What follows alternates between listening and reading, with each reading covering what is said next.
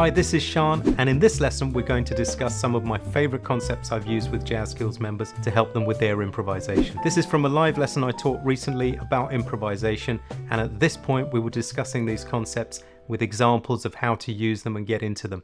So I hope you enjoy the lesson. If this is your first time here, please do subscribe and hit the notification bell so you know when I upload new content. Please do like this video, and if you have something good to say, please leave a comment too. It all helps us to grow on YouTube so we can do more of this for you. With that said, let's get into the lesson. So in rhythm, the kinds of things you can be doing to introduce more rhythmic concepts into your phrases. Number one, pushes. So with pushes, what I mean is, let's say you have a simple scale. Let me take the C major scale from E. Okay, I'll go to B and back, right? So 1 and 2 and 3 and 4 and 1. So first of all, be aware that you just finished on 1. 1 and 2 and 3 and 4 and 1. Okay, a push is when we take that first note and say 1, 2, 3, 4 and, right? Instead of 1, 2, 3, 4, 1. So I'm going to take that first note and it's going to be half a beat early. 1, 2, 1, 2, 3, 4, and.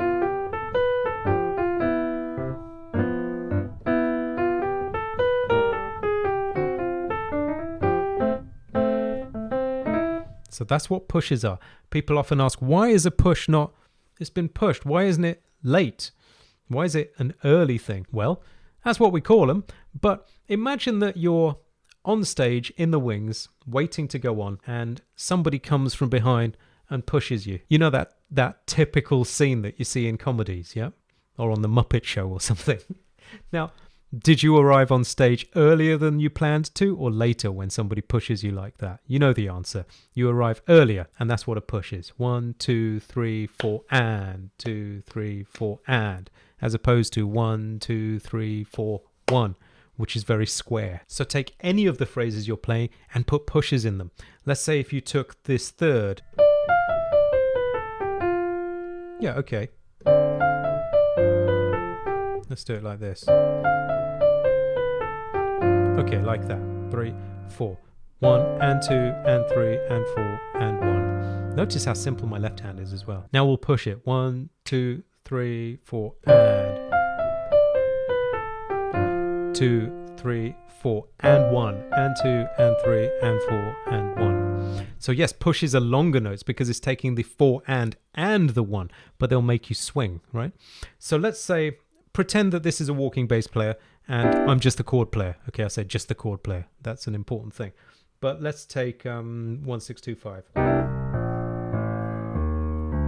So an amateur is going to play everything on 1. Listen what happens when I put in some pushes. 1, 2, 3, 4.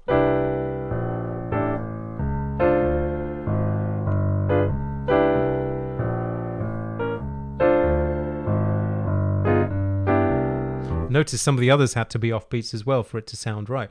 But you'll suddenly start to swing in your chord playing and in your improv. And that brings me on to some other things. Let's see. Introducing triplets. Okay, fine. Relaxed eighth notes first. Now, your main denomination rhythmically in improv, in jazz, is going to be eighth notes, right?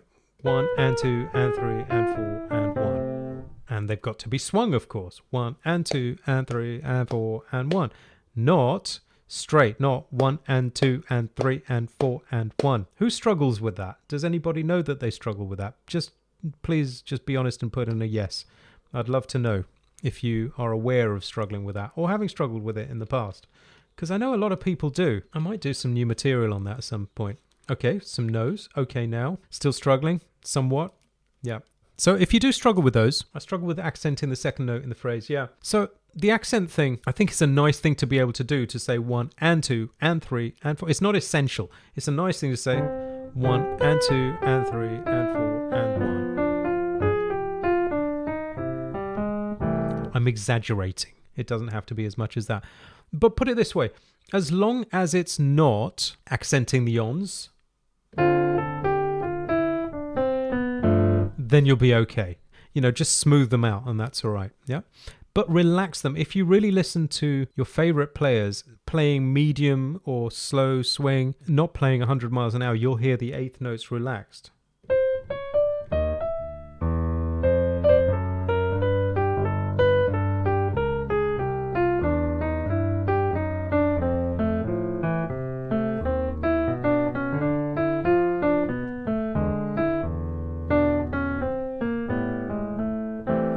Now, I was walking bass. I don't normally do that when I play. And I know some people have already asked about should they be doing that.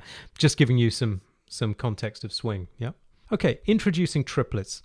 This would be a good question. Are people playing triplets in their improv? Yes. Can I get a few yeses or nos just so I have an idea?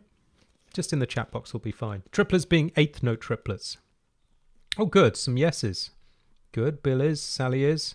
John is. Some trying. Okay, that's good. Francis. A bit. Sophie. Ali is a yes. Rarely for some of you. Yes, some yeses and some rarelys and some trying.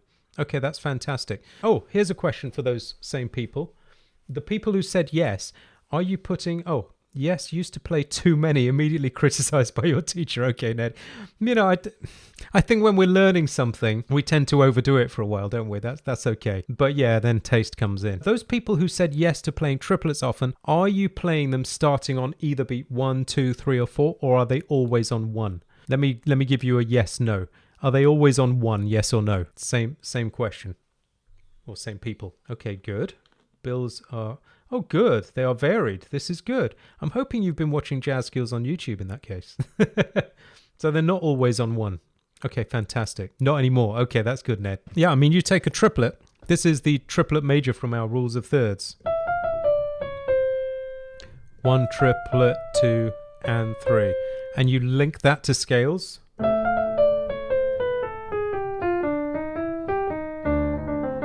Great. And then see... Let's say if I've got...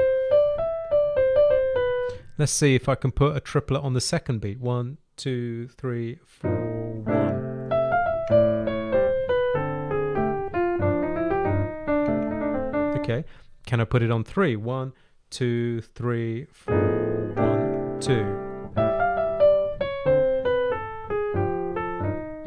Can I put it on 4? 1, 2, 3, 4. You keep getting nice things when you do that. Yeah, I'm very pleased to see many of you already doing that. Fantastic. Skipping the first note, so you get a late. We talked quite a lot about that, right? So even on a triplet, if you skip the first note, fine. You go.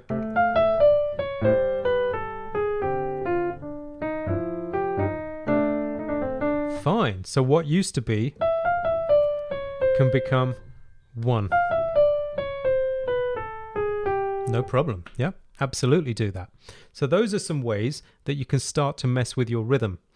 Now, when you decorate further in your rhythm, I said introduce triplets not to be confused with 16th turns. What do I mean by that? You know those turns you get in Billy's Bounce? Those. Da, da, da. Those sorts of things. Also these. That's not really a triplet.